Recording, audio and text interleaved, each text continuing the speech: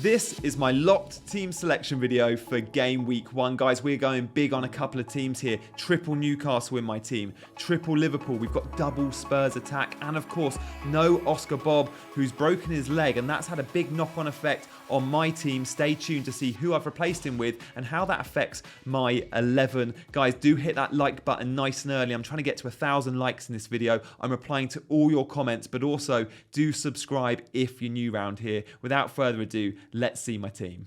From bottom to top, starting with the goalkeepers, Dean Henderson's been in my team all pre-season. He's not going anywhere. 4.5 locked as my number 1. The big decision I've got, and I've had all pre-season, is do I rotate him with another? And there's good rotating options with Henderson. Flecken rotates well with him. Matt Sells of Forest rotates well with him. But that 0.5 matters, I think, to me. And therefore, I'm going to go for a dead 4 million spot on the bench. Currently, we don't think there's any first choice players listed at 4 million. You could punt on, say, a Bentley of Wolves, who I could go to, but at the moment I'm going to go Matthews of Palace just for cover should Henderson get injured, and Sam Johnson, the Palace number 2, be sold. There's rumours around that. So I'm locking Henderson into this team. We're not going to lock Matthews yet, but we're going to lock Henderson in, and I'm going to do that throughout this video to show you where I am. 99% guys are locked, but you never know, approaching that deadline, one small tweak, but I'll let you know where that could come. Trent. Again, he's been in my... When I saw Trent was 7 million, I put him on my team straight away. I said, oh, cheapest he's been in a couple of years. Let's wait and see when he returns and how he looks. He's had one game for Liverpool pre-season. He played 74 minutes against Seville, or around that. And he got an assist, and he looked really, really sharp. Trent's going to get points. And I think Arne Slot's Liverpool are going to keep more clean sheets than what we have seen previously.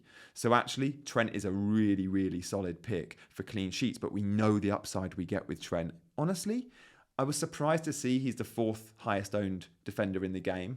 I thought he would be up there with a Saliba or a Porro or a Gvardiol, but he's not. They're all above him quite clearly. But I reckon by October, we might be looking at Trent as the highest owned defender in the game because he's that good.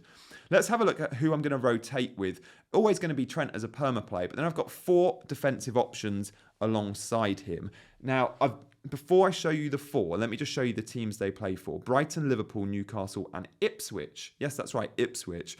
And we can see here, this is all about rotating and players that complement each other. And I urge you, when you're making your teams, look at your 4th and 5th defenders and see how they complement your 2nd and 3rd defenders. We can see here the players in yellow, very likely to be starters for me, but of course things change. So alongside Trent, we've got Kwanzaa, also of Liverpool. They're going to keep a ton of clean sheets, guys, this season. Let's just have a look. Before I talk about Kwanzaa individually, we should look at the defensive data from last year. This is from Fantasy Football Scout. I was in the members area. There's a link in the description if you want to check Scout out. I urge you to do so, but looking at the data from last year, Liverpool ranked 3rd for goals conceded. They ranked 3rd for expected goals conceded, and they kept the 4th amount of clean sheets, 10. They were equal 10 with Crystal Palace. Yeah, we said Palace were good defensively, didn't we? Liverpool was the 3rd best defence in the league. That's how I rank them. Now, this was under Jurgen Klopp end-to-end rock and roll football. You put Arne Slot's more controlled system with Liverpool, and yeah, they might score fewer goals, but I think they're going to keep way more clean sheets. So that is why I'm happy with double Liverpool defence. So look, let's talk about Kwanzaa individually, shall we? Because most would have thought it will be Konate and Van Dijk. But Slot's all about control and passing out from the back. Now, whilst Konate might be a better 1v1 defender, which suits Jurgen Klopp football, Kwanzaa's the better passer. Kwanzaa's way more comfortable on the ball, and he plays out from the back very, very well, and he complements Van Dijk. Kwanzaa's going to start the season, I think, because the lineup against Sevilla was telling. He's had a good pre-season, Kwanzaa. Remember, he made the England training squad, but didn't make the actual squad for the Euros. I think he's first choice, guys. And if he is, you get a Liverpool defender for 4.5 million. He's an absolute steal and a lock in my team. So let's lock him and Trent in. We're also going to lock Lewis Hall in as well. So look, Lewis Hall comes in locked. He's had the most pre-season minutes of any Newcastle player. He ended the season as the first choice left back last year. I think he got 8 starts in the Premier League last year. Dan Burn was first choice for a lot of it. Lewis Hall offers so much more than Dan Burn going forward. And in pre-season, we've seen a couple of attacking returns from Lewis Hall. I'm very, very big on the Newcastle defence. I think they're going to resort to the type of Newcastle defence we saw about a year or 18 months ago under Eddie Howe, when they finished in that top 4. Do you remember? They were so good for clean sheets. And then last season, they had so many injuries, it was difficult for their defence. But I think we're going to see a very defence-first and good, solid Newcastle backline. And therefore, a Newcastle defender is a lock in my team. Now, if Trippier was to leave, in the next day or two, I would be like, oh, okay, have I got time to fit Livramento in? Because he's absolutely nailed. But I think Lewis Hall is also going to be nailed, and he's worth the punt at 4.5 million. Alongside him on the bench, we're going to also lock in Barco. He's 4 million. He's on corners for Brighton. And look, let me just show you this tweet, which will put many off Barco. This tweet shows that Brighton are probably buying a new left-back.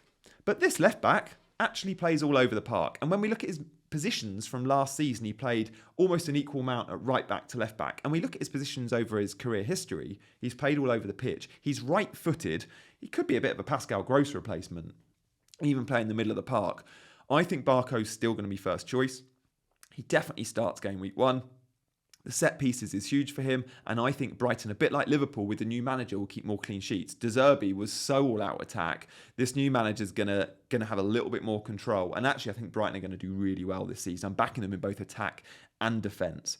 So that's where we're at with our back line. Let us know what you think in the comments, and if you agree with my choices, then let me know. If you really disagree, please do, but also do hit those buttons, like and subscribe, and I'll also be trying to rate as many teams as I can in the comments.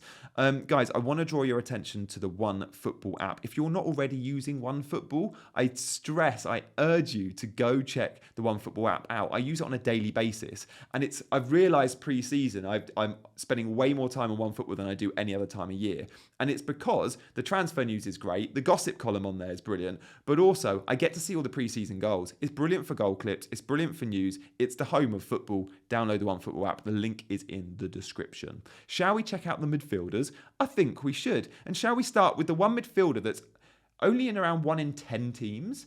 I don't know any other content creators that have got him either. I'm really surprised by this. The fixtures are great. Sonny is in my team, and I'm really big on him. Spurs attack are fun. They go toe-to-toe. If you score 3, we'll score 4. Son's their best player. He's still going to be on penalties with Solanke's arrival. When we look at his data, this is all from Scout. Midfielders last season, he didn't even have the best of years. He had to go to the Asia Cup. He's still ranked 4th for most goals, 2nd for most assists, 5th for highest XG, 6th for highest expected assists. And in terms of goal contributions, only Palmer and Salah had more than Son. Son's a fantastic pick. And he goes to Leicester on the opening day. That Monday Night Football. I'm going to that game, which is probably why I really want him. But he goes to Leicester, and he's got Everton at home. They're the best 2 fixtures, guys. Maybe the fixtures get tough after that. And yeah, they do a little bit. Like, okay, after that they go to Newcastle. Fine. Then they have Arsenal and Brentford. It's all right. But the first 2 are so strong. I'm hot on Son. Now, most of my friends have got this position covered with Saka, and some have got Salah, spending a bit more. I like Salah and I like Saka. But for the price and the first 2 fixtures, I genuinely think Son's a great shout. So look, Son is in this team. We're now going to have a look at Diogo Jota, who's another... Let's just lock Son in, by the way. Look, Jota comes in locked, right? He's playing up front for Liverpool. He's going to start game week 1. Now, sure, he could lose his spot. He could lose his spot to Darwin. Game week 2, 3, 4. If he plays well game week 1, he keeps his spot. He's been sensational pre-season. Probably Liverpool's best player pre-season. And they've had some good players. Sabotzo's been amazing too. He will drop deep, Harry Kane style, but he's the focal point of that attack, and he links in Diaz and Salah. I can see good assists for Jota, but I can also see good goal threat. The volley against Sevilla was amazing. I was actually gutted it went in, because as soon as that went in, I thought, oh, everyone's going to buy him now. He was a proper differential. Not so much of a differential now. He's been in my team for a while. I've been talking about him on this channel for weeks. Let's look at that fixture ticker for Liverpool though, because the reason I've got triple Liverpool and triple Newcastle, actually, spoiler alert, top of the ticker here, when we look at those big 8 teams, look at Liverpool right at the top. Ipswich, Brentford, United, Forest, Bournemouth. 3 of the first 5 are at home, goals galore. And I hope clean sheets galore too with my double defence. But then we look at Newcastle too, like Southampton at home's the best opening day fixture. They go to Bournemouth without Solanke, and then it's Spurs, Wolves, Fulham. You can still see big points, big wins and big goals for Newcastle. They're the 2 best teams in terms of pure fixtures. It must be noted, teams like City and Arsenal much lower down, they're kind of fixture proof. They turn up against the big boys anyway. They score goals against anyone, and they keep clean sheets against anyone. But the fixture ticker matters for me, certainly for Liverpool and Newcastle. So look, I mentioned Newcastle being good. Anthony Gordon, come in. I'm not putting a locked emoji on you though. He is currently my only outfield player in my 11 that is not locked. Every other player will have a locked emoji by their name, other than Matthews, Johnson on the bench, and Gordon. I really think I'll end up with Gordon though. There's a few rumours to suggest that he might not be fully ready fit for the start of the season, but he had 45 minutes 8-9 days before game week 1. And he scored. And the fixture's so good versus Southampton. I think Gordon's going to have a brilliant year. The rumours of him moving to Liverpool have died down. He's so much fun. His attacking data at home last season was obscene. Like, honestly, he's so reliable at home. For the opening fixture, I really want him. And then even those away trips, he can go and get goals. So Gordon is in this team, I think. The one doubt in my mind, I'll speak about at the end of the video, where Gordon could change and why he's not absolutely 100% locked as I record this on Thursday and less than 24 hours to go to the deadline. Let's look at the attacking data, though, before I continue with my midfield. Because this is also brilliant data where I've ranked the best 5 attacks from last season. Now, again, Scout Members area, thanks for providing me with these stats. But we know Man City are probably going to rank right at the top. Right, best for goals, second for XG. Big chances are really high too. Third, Liverpool ranked second, but Newcastle were the third best attack last season. They didn't have the best season. They were fourth for the most goals. They were fourth for most XG. But what's really telling is they produced more big chances than City, than Liverpool, than anyone in the league. 134 big chances produced by Newcastle. They are a team that create big chances. Now, Anthony Gordon is often the creator, or he's the one on the end of those big chances. That's another reason why, for me, I feel like I've just got to go there. Let's have a look at the rest of my midfield. Christopher Nkunku is in. He's been in since I first started drafting. When we saw he was 6.5 million, he felt like a bargain. And pre-season has pretty much told us, yeah, he's going to be. He's had a ton of minutes. He's been taking penalties in the absence of Palmer, but he's been scoring goals. He's looked really sharp. At 6.5 million, he really could make a mockery of his price point. Now, when we look at the Chelsea fixtures, yes, it starts with Man City. So when we see the fixture ticker, it's like, oh, okay, it's City up first. But then after that, it's a really good run from Nkunku. So look, he's a lock in my team, and there's no doubt about it. Christopher Nkunku is going to be a good FPL option this season if he can stay fit. But look, if he gets injured, of course you sell him. Now let's talk about my 5th midfielder, because guys, you know how hot I was on Oscar Bobb. Before the Community Shield even, he was in my team. Well, unfortunately, he suffered a really bad looking injury. We can actually see this tweet from Fabrizio Romano, which was late last night. Bad news for Man City, as Oscar Bobb has fractured a bone in his leg. That's effectively a broken leg. So he's going to be out for several months. I think Sky have since reported 3 to 5 months.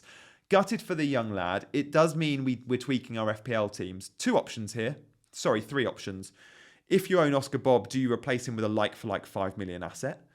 If you own Oscar Bobb, do you downgrade him to a Harry Winks and have an extra 0.5 somewhere else in your team?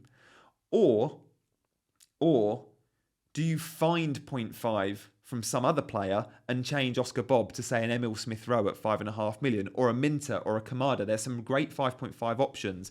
Guys, this is still really fresh. So one of my non-locked players, and this is most of this team is, I'm 99% locked here, but I am going to put in a player I think I'll probably end up sticking with, and that is to go with the option of just going like for like. A 5 million mid in Morgan Rogers. Now, let me tell you all a little bit about Morgan Rogers.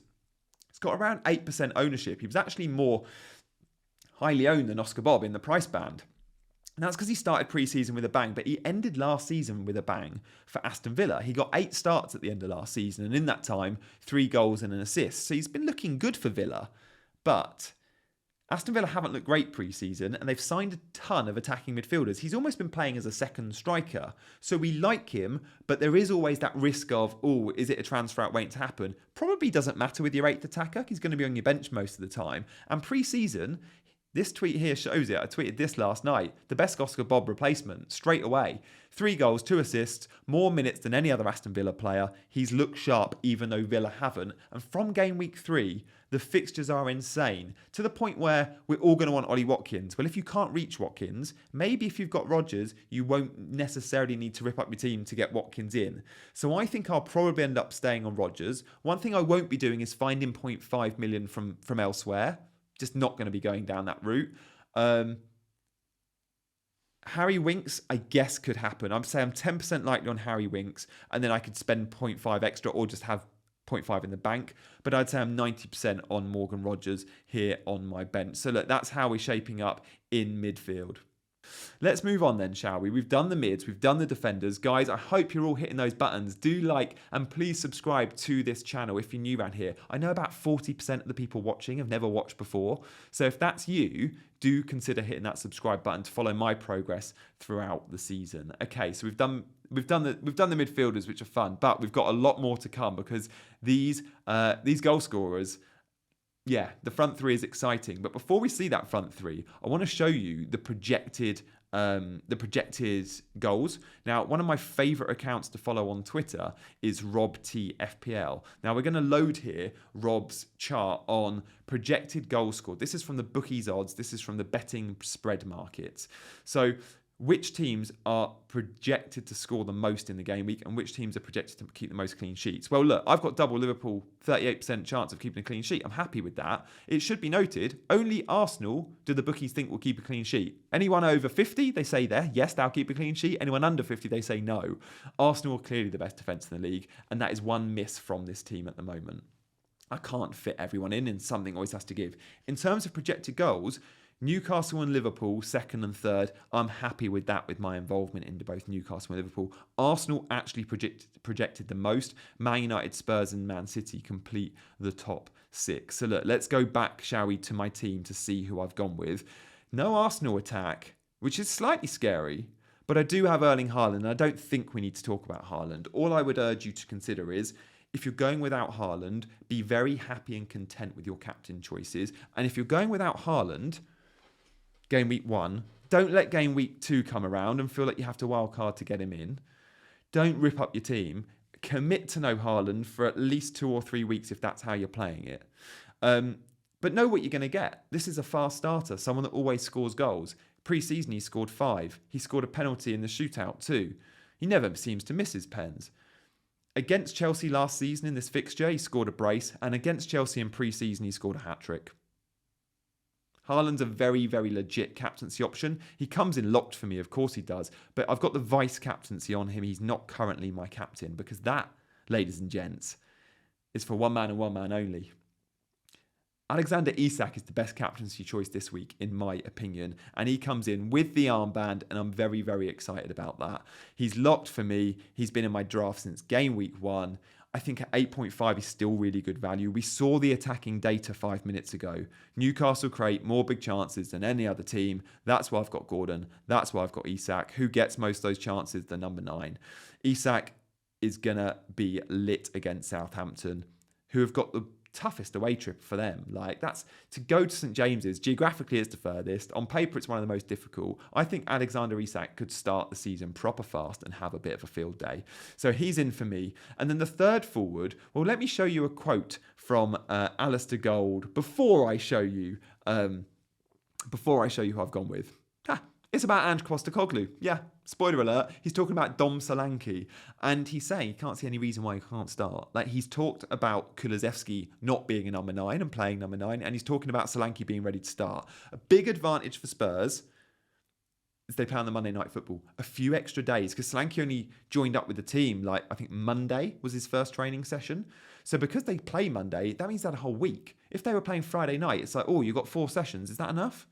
So this really, really matters, I think. And Solanke, I think, is going to be ready. And Leicester is a great fixture for him. So Solanke comes in locked in this team. So let's go through the team, who's locked and who's not. Everyone is locked other than Matthews, Johnson and Gordon. Now, we don't really care about my 14th and 15th players, my goalkeeper on the bench and my reserve 5th defender that won't barely play. The reason I've gone for Johnson, by the way, is I didn't actually show you earlier.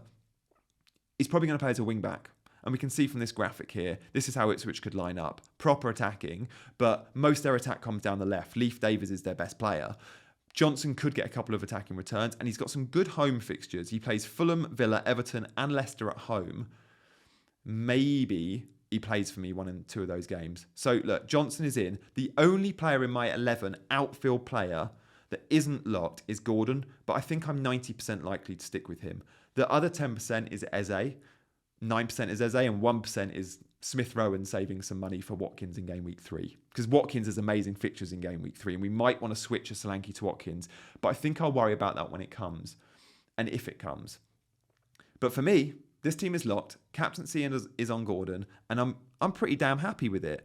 I look forward to seeing your thoughts in the comments. Please do let me know what you think to it. And if you do one thing today, if you haven't already hit that button, do subscribe to the channel. Guys, thank you so much for joining me for your preseason content. I have more videos coming out though. I've got an idiot's guide Friday morning, but also I'm going to go live from Fantasy Football Fest at around 2-3 o'clock. I can't do a deadline stream, but I can do a pre-deadline stream a couple of hours before that deadline. Look out for the live on this channel, 2 or 3 o'clock, probably 2 o'clock. And I will see you guys very, very soon for another video. Thanks for watching. Bye-bye.